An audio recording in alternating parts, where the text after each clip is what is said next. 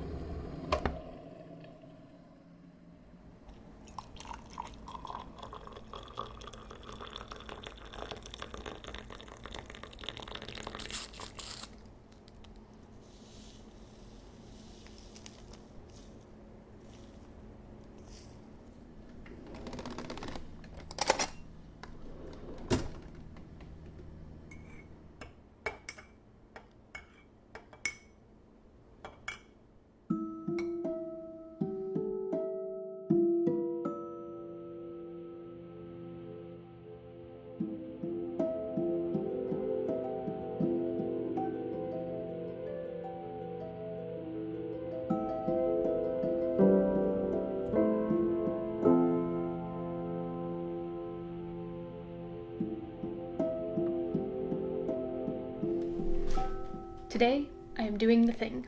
I'm dedicating my entire day to working on this project that I've been working on for a long time.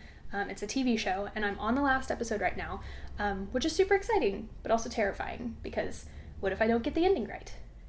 I want to get the ending right. Basically, today will be me finishing up the main storyline, and then over the next few weeks, I'll go back in and work in the subplot. I really want to nail down this foundation first, but then after I add in the other subplots and those other characters that are working against the main one, it'll really help them complement each other and bring out the character developments that I wanted, and really highlight those themes that I'm trying to shape this all around. If there's anything I hate, it's a scene that just sits as an idle moment, like it doesn't really act as a piece in the puzzle.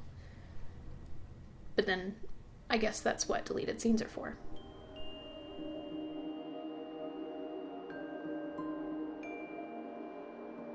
I've been reading a lot lately, something that I've never really done for leisure before.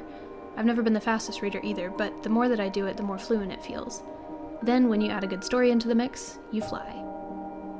The other day, I decided to dive into a book that's been patiently waiting on my shelf for a while now, Normal People by Sally Rooney. Have you read this? I could talk about this book for hours. The brilliance of Sally Rooney, the symbolism throughout, oh my god, it's beautiful.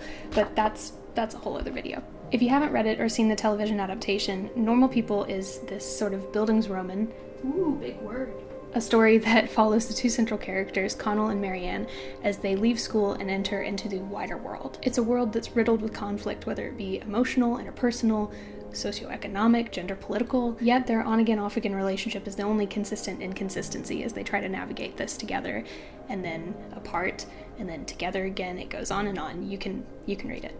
That's the thing, though. Rooney titled the book Normal People because Connell and Marianne are incredibly flawed people living in an incredibly flawed world. They are normal people. The idea of normal that Marianne, Connell, I, and probably a lot of you share is not normal. It's idyllic. Normal means screw-ups and apologies, hopes and tears, confusion and moments of joy.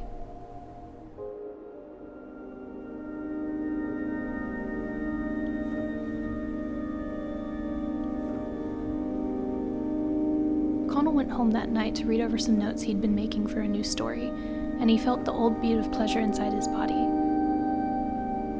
Like watching a perfect goal, like the rustling movement of light through leaves, a phrase of music from a window of a passing car. Life offers up these moments of joy despite everything.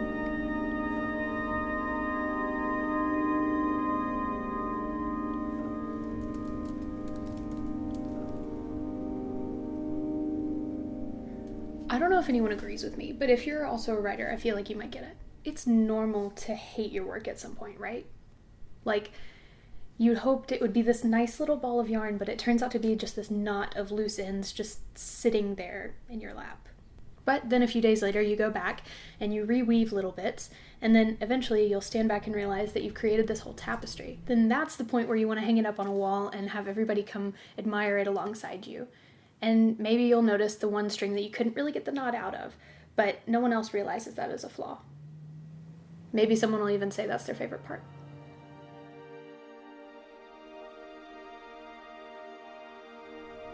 We've all experienced this worldwide upending of normal life. There's no sense of normalcy for a lot of people right now, and it's hard to find the ground when you're dangling upside down. We all started in a different place, and we're in a new place now. But we adapt. We're resilient. We figure it out and keep moving along. That's the new normal. Cut out the scenes, the passages, the strings that don't give you anything, and realize what you're left with. That thing that gives you the beat in your chest.